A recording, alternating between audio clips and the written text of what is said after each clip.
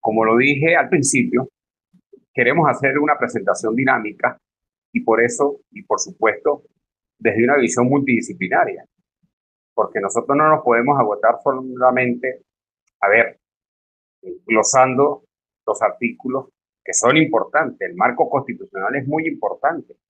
¿Cuáles son las competencias que tienen los estados y los municipios? Y por supuesto, la ley orgánica de régimen municipal.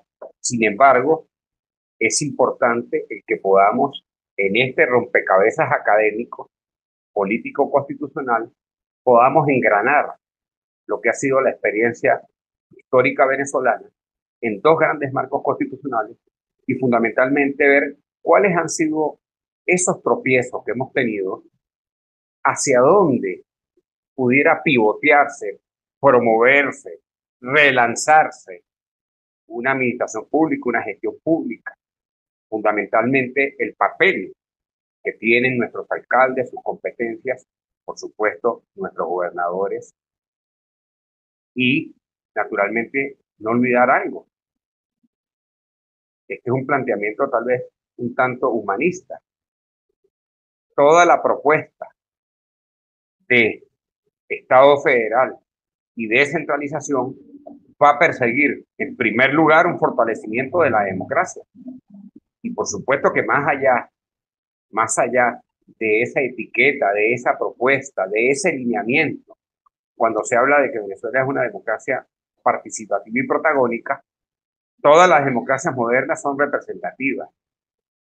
Y si son representativas, implica un papel muy importante de nuestros representantes, un concejal, un gobernador, un alcalde, un ministro, un presidente de la República, un presidente de un instituto autónomo. Eso es importante que lo tengamos claro. Entonces, el federalismo y la descentralización van a ir de la mano desde el punto de vista de la transferencia de competencias y entender entonces de la forma federal que va a perseguir, y por eso digo que hay un planteamiento humanista, va a perseguir en todo momento acercar ese poder a la mínima expresión. ¿Y cuál es la mínima expresión? El ciudadano. Y aquí me voy a adelantar. Miren qué tan importantes son las experiencias locales. Y solamente voy a comentar 5 o 6 de las últimas décadas y media de alcaldes que fueron tan exitosos en América Latina que se proyectaron como presidentes de la República. Álvaro Arzú en Guatemala, Armando Calderón en El Salvador, Fernando de la Rúa, el suegro de Shakira, la cantante, presidente de Argentina, alcalde de Buenos Aires, Arnoldo Alemán en Nicaragua y las experiencias más cercanas, Andrés Pastrana y Gustavo Petro en Colombia. Voy a volver de nuevo entonces. No solamente nos interesa ver cuáles son las grandes tesis y las premisas del federalismo y la democracia, sino ver su correspondencia, su decantamiento, su evolución en el caso de Venezuela y por supuesto ver cuáles son esas experiencias en América Latina. ¿En qué sentido?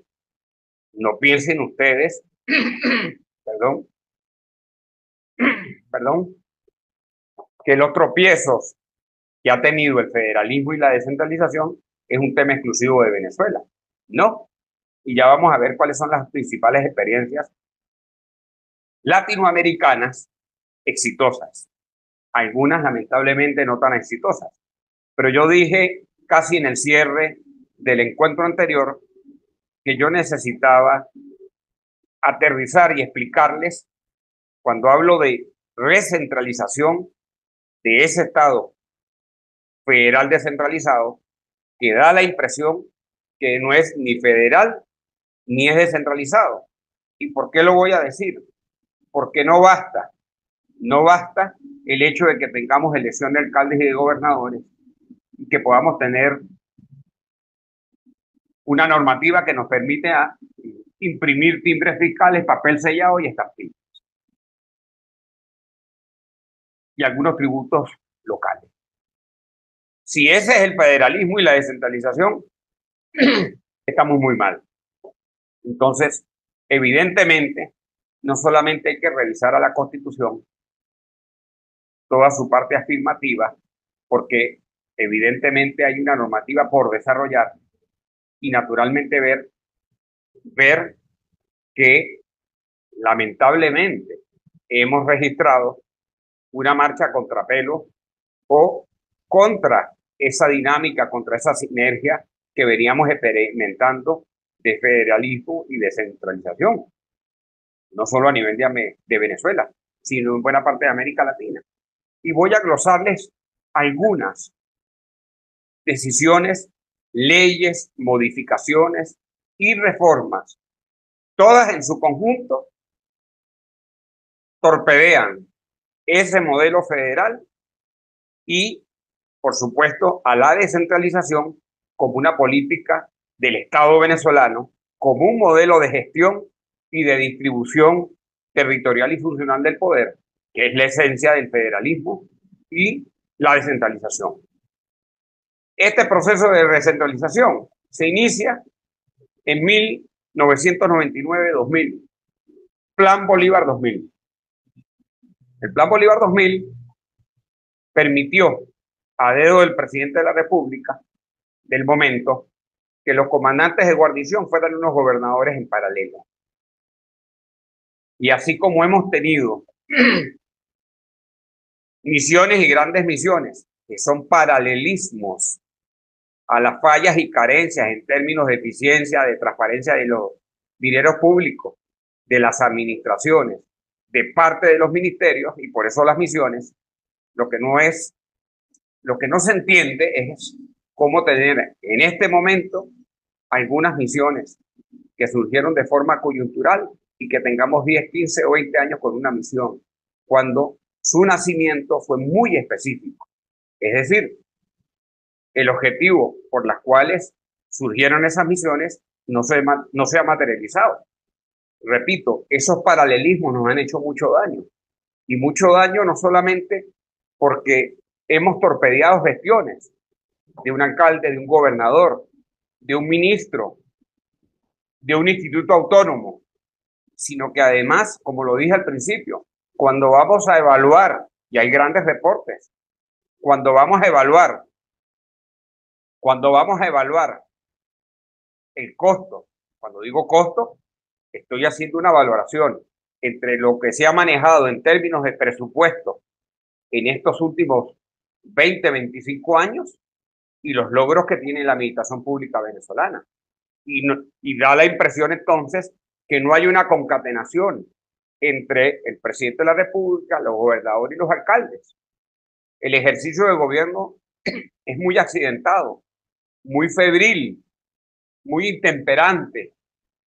Repito, más allá de que tenemos un marco constitucional, unas leyes orgánicas, pero el accionar, el común, el diario, no se apega necesariamente a lo que dice la Constitución. Entonces tenemos el Plan Bolívar 2000 que va a edificar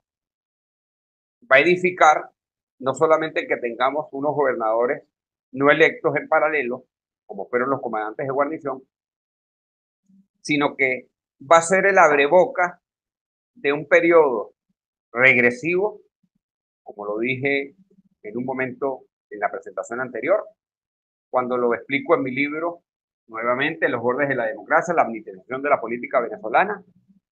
Nosotros vamos a conseguir consecutivamente en las megaelecciones del año 2000, 2004, 2008, 2012, en que la mitad de los gobernadores provenían del estamento militar.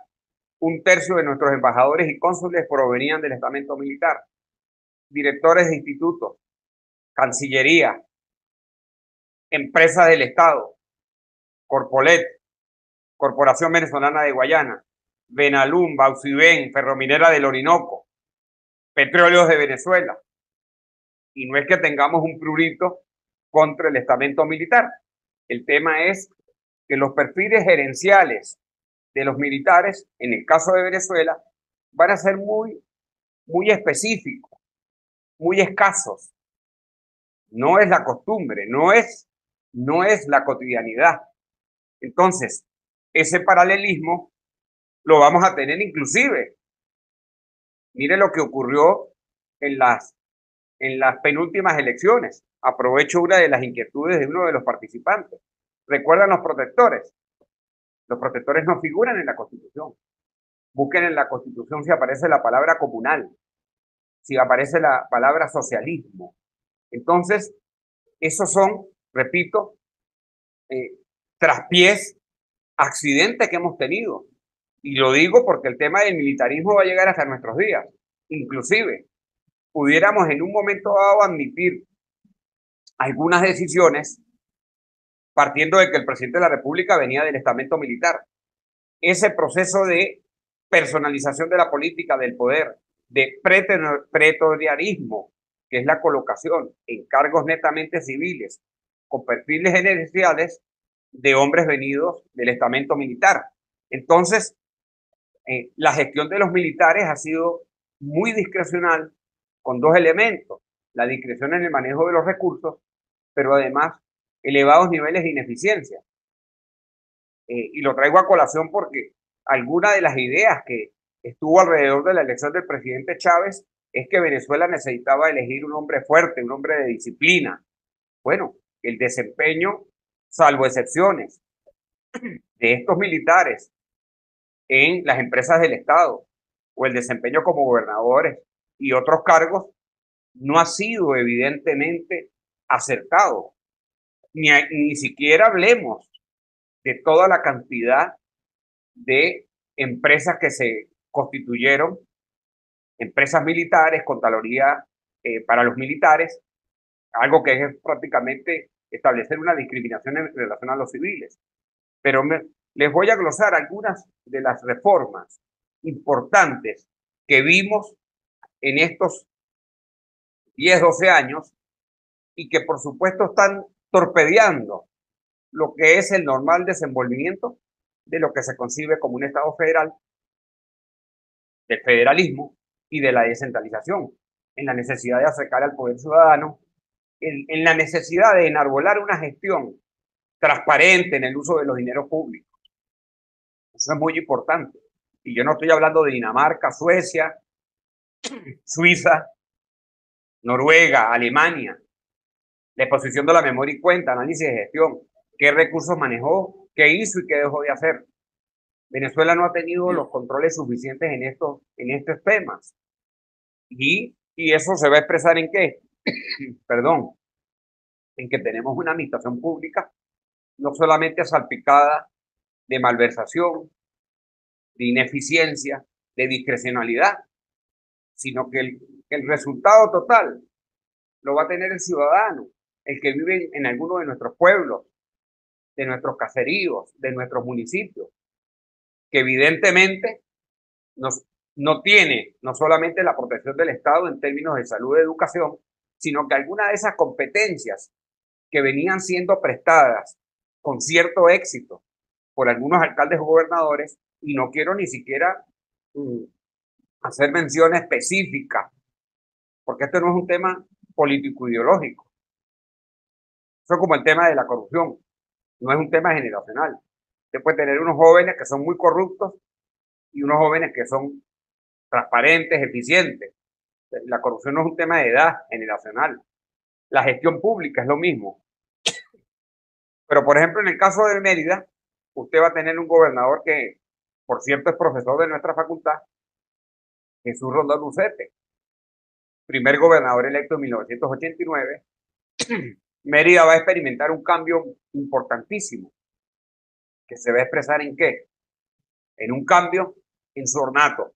Cuando digo ornato, el profesor Jesús Rondón Ucete entendió que no podía haber crecimiento y desarrollo si no había vías de comunicación que permitieran, por ejemplo, sacar las cosechas.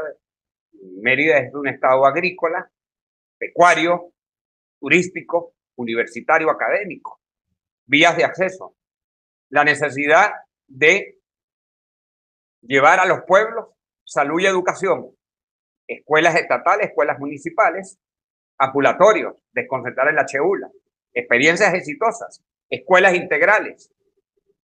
¿Dónde pasa y dónde queda el tema del deporte, de la recreación? Centros culturales, canchas deportivas. Entonces veníamos señalando una experiencia concreta, el caso de Mérida, pero registramos experiencias exitosas en Lara, en Falcón, en Zulia, en Táchira, estado limítrofe, y esas experiencias exitosas, tanto de alcaldes como de gobernadores. Y voy a referirme a un periodo muy corto que vivió el Zulia. Un alcalde y un gobernador que competían por ser muy eficientes en la prestación de sus servicios.